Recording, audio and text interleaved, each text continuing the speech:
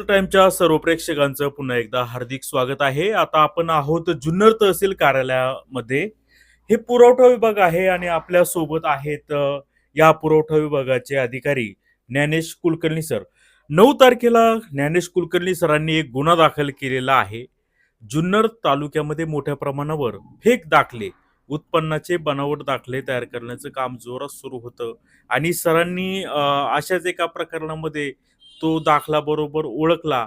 नुसता ओळखलंच नाही तर सरांनी काही लोकही त्या ठिकाणी त्या दुकानात पाठवली, पुष्टी केली, पोलिसांना बोलवलं आणि त्या दुकानदारावर शेवटी कारवाई करण्यात आलेली आहे. सर, कसं समजलं तुम्हाला हे? अ, 9 तारखेला आमच्याकडे एक अर्जदार आले उत्पन्नाचा दाखला घेऊन.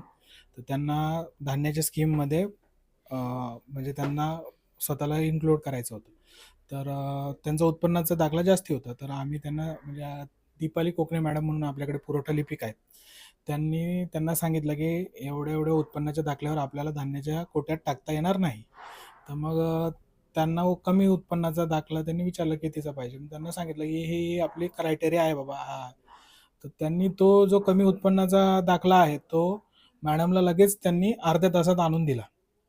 तर मग त्याच्यावरून मॅडमला डाऊट आला, की एवढा अर्ध्या तासात उत्पन्नाचा दाखला भेटणे शक्य नाही. मग त्याच्यानंतर आम्ही तो दाखला व्हेरिफाय केला, की महाऑनलाईन .gov.in नावाची शासनाची वेबसाईट आहे. त्याच्यावरून दाखला व्हेरिफाय करता येतो उत्पन्नाचा, की खरा आहे का खोटा आहे. त्या वेबसाईटवरून मॅडमनी तो दाखला व्हेरिफाय केला आणि मग मी ऑफिसलाच होतो. माझ्या निदर्शनास आणून दिला मॅडमने, की "सर, हा असा-असा आपल्याकडे अर्ज आलेला आहे आणि हा दाखला खोटा आहे." म्हणजे त्या महाऑनलाईन याच्यामध्ये तो पडताळणी केली, काय आलं त्यात? त्याच्यात त्याचा म्हणजे रेकॉर्ड यायला पाहिजे.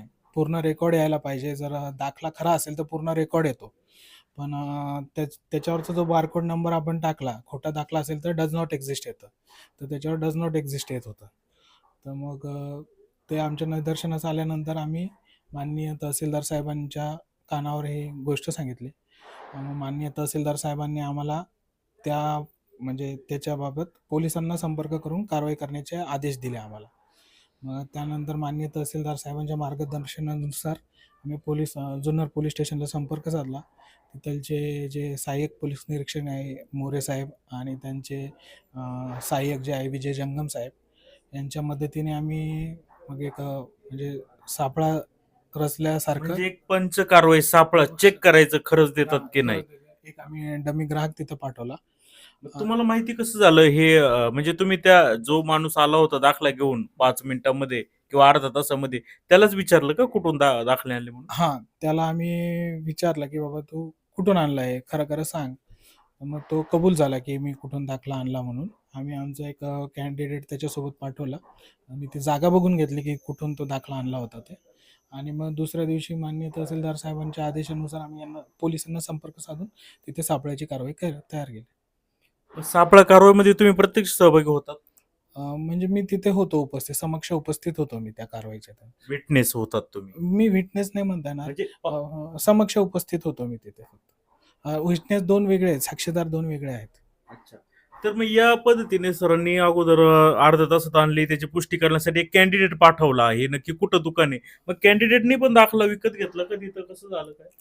हो, त्यालाही दाखला म्हणजे तो एक प्रकारे डमी ग्राहकच म्हणता येईल आपला कॅन्डिडेट म्हणजे. त्यालाही त्यांनी अर्ध्या तासात दाखला दिला लगेच. किती रुपयाच्या मोबदल्यात?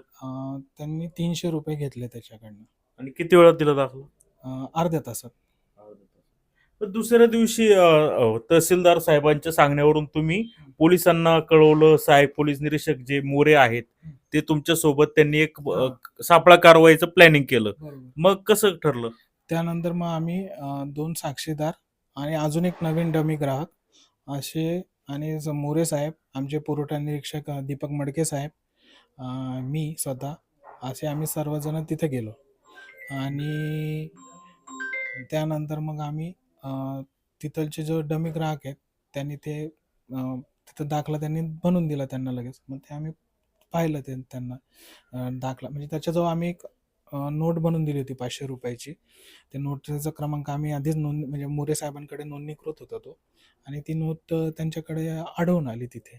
त्याच्यानं कन्फर्मच झालं की हे बनावट दाखला बनवून देतात. म्हणजे या पद्धतीने सापळा कारवाईमध्ये जो आहे एक जो व्यक्ती त्याच्याकडे 500 रुपये देण्यात आले आणि त्याच्या नोटचा नंबर जो आहे पोलिसांनी डायरीला नोंद केला, त्यांच्या याच्यावर रेकॉर्डला घेतला आणि ती नोट त्या व्यक्तीला दिली आणि त्या बदल्यात त्या बदल्यात दाखला घेण्यात आला आणि ती नोट मग त्यांच्या इथे चेक करण्यात आली की ती नोट त्यांच्याकडे आहे का नाही. मग ते ती नाही, नाही, नोट नाही, नाही. ठीक आहे, नोट दिली त्यांच्या ड्रॉवर मध्ये त्यांनी ठेवली असेल, त्या बदल्यात दाखला दिला असेल, मग तुम्ही पोलिसांनी लगेच त्याला ताब्यात घेतलं, कसं कारवाई झाली? हां, पोलिसांनी ताब्यात घेतलं. तिथलची म्हणजे झडती घेण्यात आली त्यांच्या दुकानाची वगैरे. तिथे अजून दुसरे दाखले आढळून आले. सगळं ते जप्त करण्यात आलं आणि मग माझ्या फिर्यादीवरून पुढील कारवाई पोलिसांनी केली मग.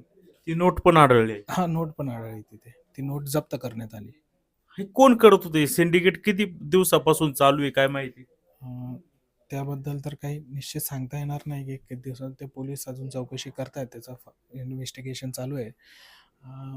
परंतु आपल्याकडे जे पण आढळतील आपण त्यांच्यावर कारवाई करणार आहोत आणि जे जे दोषी असतील त्या सगळ्यांवर परत फिर्याद दाखल केली जाईल. आता त्या दुकानामध्ये काय काय साहित्य, म्हणजे प्रिंटर वगैरे काय काय साहित्य होतं, म्हणजे ते हा दाखले बनवण्यासाठी? एक कॉम्प्युटर, प्रिंटर आणि CPU असं जप्त करण्यात आलेलं आहे. Colour printer. कोण व्यक्ती तो चालवत होता ते? त्याच्यावर गुन्हा दाखल झालाय, त्याचं काय नाव आहे? आरोपी ते आहे विनोद बडवे म्हणून आरोपी आहेत. त्यांच्यावर गुन्हा दाखल झालेला आहे. त्यांना पोलिसांनी अटक केलं कसं? हां, अटक झाली होती त्यांना. पोलिसांनी अटक केलेली आहे. काय मग ते पोलीस चौकशी करत असेल तेव्हा काय उत्तर द्यायचा काय प्रयत्न केला त्यांनी? त्याबद्दल मला काही माहिती नाही. ते पोलिसांना तुम्ही आता फिर्यादीवरून तो गुन्हा दाखल झालेला आहे. सर, आता हे शॉर्टकट म्हणून लोकांना खूप गरज असते, लाईन लावावी लागते आणि मग शॉर्टकट कुठेतरी दाखला मिळतोय, लोक जातात, दाखला घेतात आणि तो बोगस निघतो, हे लोकांना पण माहित नसतं. काय केलं पाहिजे? प्रथमतः हे लक्षात घेतलं पाहिजे की अर्ध्या तासात काही उत्पन्नाचा दाखला निघत नाही. दुसरी गोष्ट, उत्पन्नाचा दाखला हे पहिले तुम्हाला तलाठ्याच्या उत्पन्नाच्या दाखल्यावरून तहसीलदार साहेबांच्या उत्पन्नाचा दाखला भेटतो. त्याच्यामुळे मग पहिले तलाठ्याचं तुम्ही तलाठी साहेबांचे जे ग्राम महसूल अधिकारी असतात त्यांचा तुम्ही दाखला घ्या आणि त्याच्यानंतर मग सुविधा जे अधिकृत ई सेवा केंद्र आहे तिथून तुम्ही तहसीलदार साहेबांच्या उत्पन्नाच्या दाखल्यासाठी अप्लाय करा. तरच तो म्हणजे तुम्ही जे Valid. डॉक्युमेंट सबमिट कराल ते व्हॅलिड कन्सिडर केले जातील. अन्यथा मग तुमचा फॉर्म रिजेक्ट होऊन तुमच्यावर कारवाई देखील होऊ शकते आणि तुम्हाला भविष्यात अडचणी येऊ शकते. काय अडचणी येऊ शकतात भविष्यात? शासनाची फसवणूक केल्याबद्दल गुन्हा दाखल होऊ शकतो आणि अन्य पण प्रकारचे म्हणजे गुन्हे दाखल सरकारी नोकरीसाठी अप्लाय केला, तो दाखला जोडला, समजा एखाद्या अधिकाऱ्याने ओळखलं हे, तर नोकरी जाऊ शकते आणि चौकशी होऊ शकते पहिले तर त्याच्यावरती. विनाकारण त्रास फेस करायला जाऊ शकतो. जर तुमचं उत्पन्न खरंच तेवढं कमी आहे तर तुम्ही अधिकृत मार्गाने उत्पन्नाचा दाखला घ्या. ही माझी सर्व नागरिकांना विनंती राहील. आणि या व्यतिरिक्त अजून कोणते दाखले तिथून देण्यात येत होते का फक्त उत्पन्नच होतं? जास्तीत म्हणजे उत्पन्नाचेच दाखले तिथे आढळून आलेले आहेत 99% तरी. मग अधिक पोलीस आता चौकशी करतायत निष्पन्न. तर ते त्याच्या चौकशीत निष्पन्न होईल. हे होते ज्ञानेश कुलकर्णी सर, तालुका पुरवठा अधिकारी आहे. अत्यंत योग्य कारवाई त्यांनी केलेली आहे, त्यांनी सांगितलेलं देखील आहे. असे जर कोणी लोक करत असेल तर त्यांची मोहिमी चालूच राहणार आहे आणि कोणीही शॉर्टकटचा अवलंब न करता विहित मार्गानेच दाखले घेणं गरजेचं आहे. जर असं केलं तर तुम्हाला भविष्यामध्ये खूप मोठ्या त्रासाला सामोरे जावं लागेल. तुमची समजा नोकरीसाठी तुम्ही अप्लाय केला, अधिकाऱ्याच्या स्क्रुटीमध्ये जर हे दाखले बोगस आढळून आले, नोकरी जाईल, तुमच्यावर गुन्हे दाखल होतील, खूप मोठा प्रॉब्लेमला तुम्हाला फेस करावं लागेल. तर जे विहित मार्ग आहे त्या विहित मार्गानेच हे दाखले आपण घेतले पाहिजेत. या निमित्ताने सरांनी ही कारवाई केलेली आहे. तर सरांचं देखील अभिनंदन करतो. पाहत राहा, कुठेही जाऊ नका. जुन्नर टाइम्स, जुन्नर.